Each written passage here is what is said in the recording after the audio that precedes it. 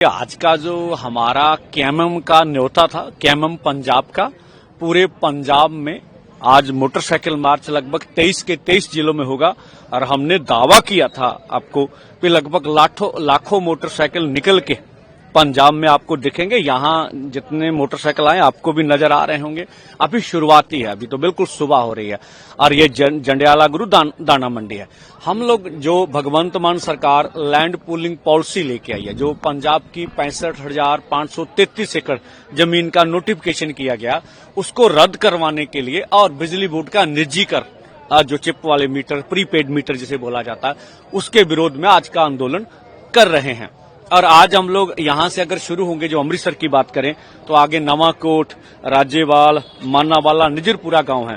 उसके बाद जो रामतीर्थ के आगे गांव है, कोटला डूम, बलकगंज, चैनपुर, चंझोटी, तोले नंगल, लदे, अदलीवाल, राणेवाली, बल सिकंदर और राजा सांसी, लगभग 15 गांव में लगभग 450 एकड़ जमीन अमृतसर में जो लैंड पूलिंग पॉलिसी के नीति के अधीन आ गई है।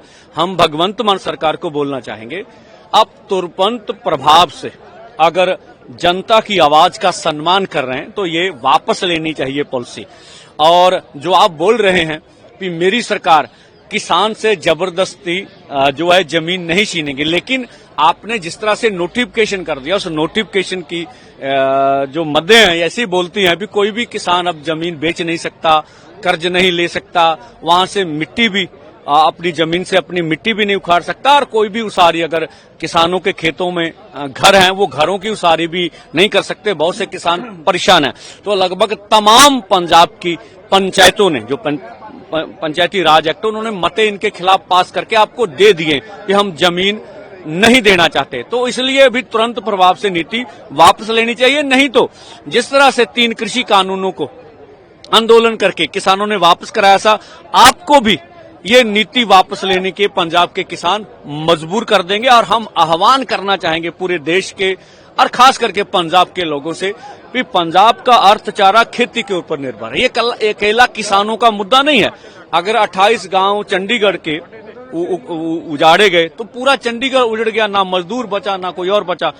हम कह रहे हैं कि जो लैंड पूलिंग नीति आई है ये पंजाब के अर्थचारे को तबाह कर देगी।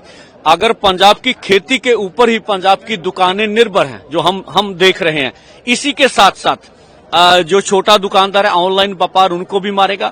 जो बड़े शॉपिंग मॉल रहे हैं वो दुकानों को खाएंगे, ये मंडियां छीन के ले जाएंगे। इसी के साथ साथ जो छोटा लघु उद्योग उनके ऊपर भी हमला।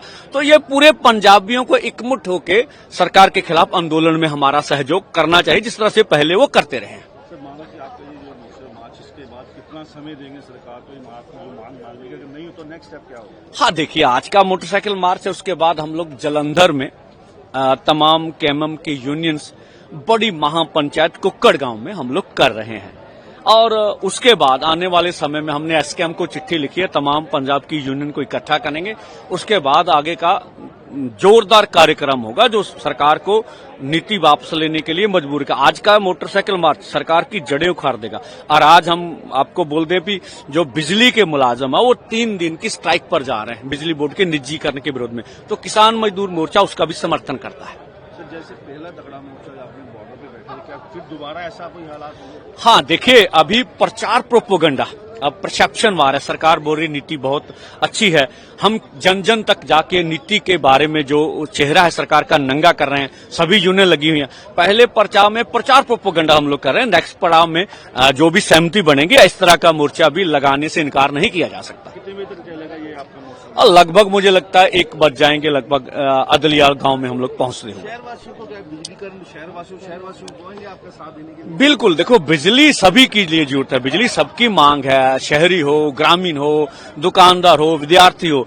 अगर बिजली महंगी हो गई तो शहर के लोग जो ज्यादातर अधिकतर गरीब लोग हैं वो बिजली का बिल नहीं दे पाएंगे। और जहां जहां हम हमें बुलाएंगे वो प्रीपेड रोकने के लिए हम जाएंगे, उनको भी आगे आना चाहिए।